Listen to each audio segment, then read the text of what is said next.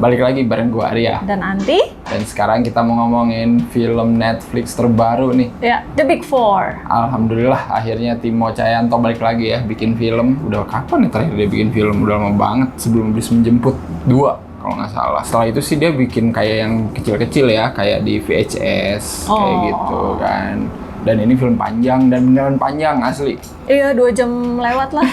2 jam 20 menit, gila. Oh iya ya? Iya, Oh. asli. Gila, kaget gue juga pas nonton. Enggak, pas udah beres lah, udah jam 12. Timo kita kenal kan bikinnya horor gitu kan, gore kayak gitu. Ada sih. Ada sih di sini, tapi ini lebih fun gitu lah ibaratnya ya. Komedi, action. Lebih komedi action banget lah gitu. Iya. Hollywood banget lah ini, gila. Udah kayak standar Hollywood gitu lah. Dan The Big Four ini ceritanya tentang 4 pembunuh bayaran gitu ya, yang dikomandani sama satu bapak. Bapak Petrus ini ceritanya mau pensiun ya. Karena anaknya yang diperanin sama Putri Marino, Dina ini udah jadi polisi beneran gitu. Iya, tadinya bohongan. Gimana sih? Tadinya lagi sekolah. Oke. Pas hari kelulusan anaknya, Pak Petrus malah dibunuh ya sama seseorang dari masa lalu. Dina ini tidak bisa move on ya, selama 3 tahun dia menyimpan dendam siapa yang bunuh bapaknya ya. Sampai akhirnya dia menemukan petunjuk untuk pergi ke satu villa, Villa Paradise, di mana semua orang selalu nice. Cringy, tapi ya udahlah ya. Ya udahlah ya. Dan di sanalah dia ketemu sama 4 anak lain dari si Pak Petrus ini ya. Dan di sana juga Dina dikejar-kejar sama pembunuh Pak Petrus. Iya. Pas lihat trailernya langsung pengen nonton sih sebenarnya. Trailer tuh menarik kan. Ngelihat pemainnya sudah jelas, terus actionnya, Benar. terus komedi ya seru sih. Dan ternyata memang seru dan menarik pas nonton. Benar. Film panjang ini. Ini tuh emang tipikal film Netflix yang menghibur lah ya. Iya. Banyak kan film original Netflix yang luar ya, bukan Indonesia, yang model-modelan kayak gini gitu ya, action-action yang menghibur. Nah, Timo ini kayak masukin slot gitu, dari Indonesia juga bisa bikin action yang menghibur kayak ini gitu. Iya. Dan aku pikir sih kayaknya nggak ada lagi ya film action menghibur yang levelnya kayak gini ya di Indonesia ya, maksud aku. Iya. Dan kalau nggak salah Timo pernah bilang ini tuh gue bikin film action yang menghibur biar anak gue bisa nonton katanya. Anaknya umur berapa? Nggak tahu, tapi kok filmnya tetap ya kepala putus, kaki putus. Tapi tetap buat anak. Ya, itu dipikirkan dulu anaknya umur berapa. Iya, anaknya umur berapa dulu. Kalau anak kalian masih di bawah 10 tahun mah kayaknya tetap jangan sih. Kalau di luar itu kayak ya Quentin Tarantino kayak gini lah, dikit-dikit. Guy Ritchie lah yang kayak gini-gini gitu kan. Nah, ini pun adalah kayak gitu sedikit-sedikit. Kalau yang deket ini sih ya, Bullet Train ya. Iya, Cuma Bullet Train musuhnya beneran ngeri. Iya, Maksudnya ini kan dibikin kayak agak-agak nyeleneh tapi ngeri juga. Kalau nggak salah di sini koreografernya aku baca Muhammad Irfan ya. Dan ngelihat koreografi action di sini oke sih kalau kata aku. Apalagi pas pertarungan Abimana sama si Martinolio yang itu. di akhir ya? Iya, yang di akhir sama yang awal-awal juga kan itu kayak bener-bener tight banget gitu. Terus temponya cepet gitu. Jadi kayak wah, kayak bener-bener adrenalin rush banget gitu nonton action mereka gitu. Seniat itu bikin settingnya. Dia kan kayak nggak nyebutin di mana dengan nama-nama tempatnya, plat mobilnya. Terus ada tiba-tiba ada bule-bule gitu kan pas yang di pulau itu. Production value-nya lumayan niat gitu kelihatan. Ya, gue ngebangun dunia sendiri aja gitu. Walaupun kita tahu itu di Bali ya. Iya, tapi lebih enak gitu sebenarnya. Iya, lebih enak gitu. Jadi kalian nggak bisa nyalahin. Oh, nggak mungkin nih di Indonesia kayak gini. Iya. Dan kalau ngomongin plot juga sebenarnya nggak terlalu dalam banget sih. Iya. Karena ya apa yang kamu harapkan sih dari film action komedi yang karakternya ada banyak gitu. Aku pasti ngerti sih. Plot mah nggak begitu di nomor satu kan ya. Karena banyak motif yang sebenarnya bisa lebih digali lagi sih. Kayak kenapa Martinolio pengen bunuh bapaknya sendiri gitu ya. Iya, atau kenapa dia dibuang, kan dibilangnya dia dibuang bener. gitu. Iya, ngerti sih, gue bunuh karena gue dibuang gitu, tapi iya, terus karena gue ini berubah-berubah. Berubah, tapi itu tuh kayak ya cuman diomongin gitu, kayak kita nggak pernah lihat momen pentingnya gitu, kenapa sampai bapaknya udah nggak mau ngakuin lagi gitu kan, dia jadi anaknya cukup aja dengan ngelihat kegilaan dia gitu ya. Oh, emang karena dia mah gila gitu. Iya. Ingetin aku sama ini tau, musuhnya di film apa tuh yang karakter utamanya tuh bisu punya anak. Oh, preman. Iya. Musuhnya kan yang gunting rambut kayak gila-gila gitu kan. Iya, si Revaldo.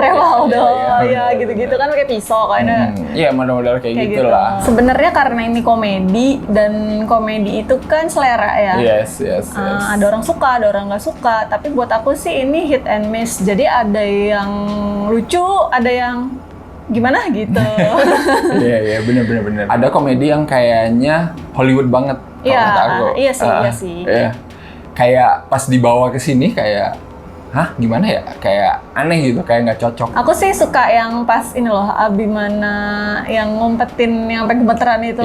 Itu aku suka lucu. Nggak suka yang ini loh, Siska ya namanya. Nggak dapet sih aku. Kalau ke aku ya. Iya. Pas ya, yang itu tuh bercandaan Siska. Emang Hollywood banget kan, banyak tuh kalau di film action Hollywood yang kayak gitu, yang kayak attach banget ke satu barang dinamain terus jadinya overreact gitu kalau barang ini. Itu tuh sering terjadi di film-film luar gitu. Adegan-adegan Abimana kocak itu emang lebih ke komedi situasi. Jadi emang pas karena emang sering terjadi gitu ya di Indonesia kayak gitu. Bahkan kayak Dono di sini Abimana ya kan ya beberapa ininya gitu. Warkop ya. Iya, soalnya kan dia pernah jadi Dono ya. Dan gestur-gestur Abimana tuh kataku emang cocok gitu. Dia kayak emang serius berbobot tapi pas ngocol itu ya udah pas gitu porsinya. Sebenarnya aku tuh nggak masalah ya kalau film banyak swearing. Kalau terlalu banyak tuh aku ngerasa kayak terlalu diforsir gitu loh. Dan somehow di beberapa scene itu kayak kok terus-terusan ya gitu. Nah, kayak segala rupa disikat gitu. Jadi kayak terlalu diforsir banget. Ada momen harusnya kamu tahu waktunya berhenti tapi tidak. Jadi di sini tuh kayak terus-terusan gitu. Kalau kata aku ya, itu yang bikin beberapa khas karakternya kayak kurang kelihatan. Kamu tahu nggak kalau di sini Lutessa sebenarnya Tourette syndrome? Oh, nggak tahu. Nggak tahu kan dia. Emang iya? Makanya dia ngomong kasar kayak, oh anjing gitu kan, kayak Tourette syndrome kayak gitu kan, kayak ke-trigger.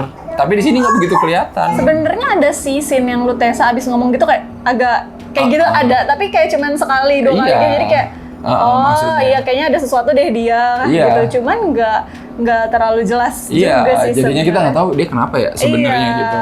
Karena Tourette syndrome itu kayak disamarkan dengan ngomong kasar kan. Efek-efeknya kan banyak ya.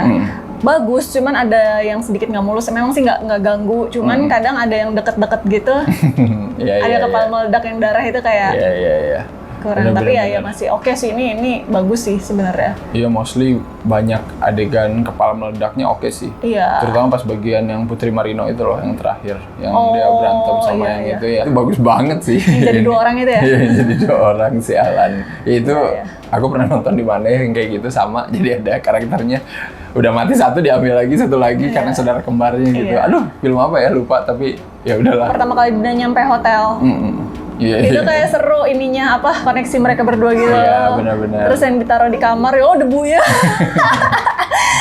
Debunya kira-kira gitu-gitu. Terus sampai yang dua orang datang itu berantem itu kayak keren gitu. Aku suka di situ pertama kali berantem yang itu. Lucu sih. Menurut aku komedi yang kayak gitu lebih oke sih daripada verbal ya. Ngeliatin situasi soalnya. Itu ngingetin ke banyak filmnya Guy Ritchie kalau kata aku yang dulu. Kita tuh ngakak karena ngeliat situasi karakternya gitu, bukan karena karakternya nyeletuk gitu. Dina kesurupan. Bukan kesurupan, gara-gara salah minum obat gitu. Pakai kodok kulit. Itu ya ampun. Itu kocak sih. Gila Putri Marino. Walaupun somehow mirip Sim ya. Si ibu itu kan rambutnya sama, keriting mata.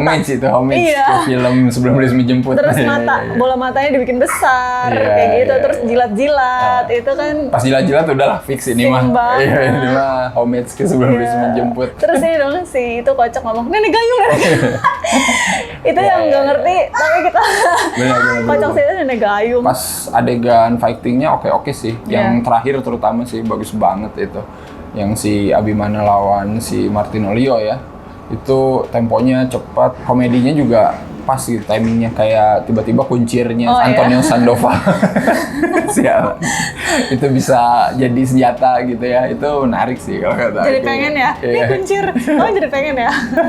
Kepanjangin lah, gila kasih pisau ya. Walaupun agak kayak orang idiot gitu ya ngelihatnya, tapi ya cocok gitu. Dan tentunya pas nge-reveal nama Antonio Sandoval ya, itu kayak siapa nama itu ya? Suranto. Klimaks yang oke banget. Karena gimana lagi cara ngalahin dia kalau bukan bukan ngejek gitu ya. Ya kan? Kayak bocah ya, lucu. Iya, kayak bocah karena kan dia emang Agak-agak unik. agak aneh dan labil gitu kan orangnya gitu. Mungkin sama terakhir ya, nongolin Marsha Timothy dengan tampilan kayak di Kill Bill itu gimana maksudnya ya? Mungkin ingin homage juga ke Kill Bill, tapi kayaknya itu bakal jadi musuh besar selanjutnya. Iya, Kalau dilanjut ya filmnya, ya kita lihat aja. Mungkin nanti film keduanya durasinya 3 jam. Kok lama ya? Makin lama ya bikin film. Dan kita juga kan belum tahu nasib Doni Damara gimana gitu ya, kayak masih berlanjut. Ya emang ini mah model cerita yang bisa dikembangin terus sih kalau kata aku. Ya kita berharap aja lebih oke lagi sih nanti. Big Five lah kan si itu ikut. Iya, Big Five. Iya ya, bener juga ya. Aku kasih 7/10. Sama lah aku juga 7/10 ya.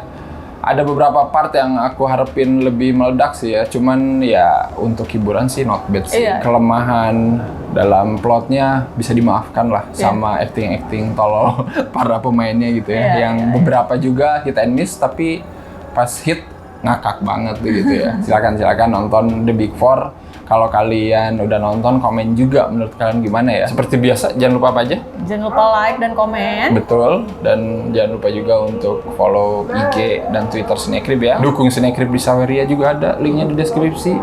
Atau pakai super thanks di bawah video. Silakan. Ya udah kalau gitu sampai ketemu lagi di episode-episode selanjutnya. Bye-bye. Bye-bye.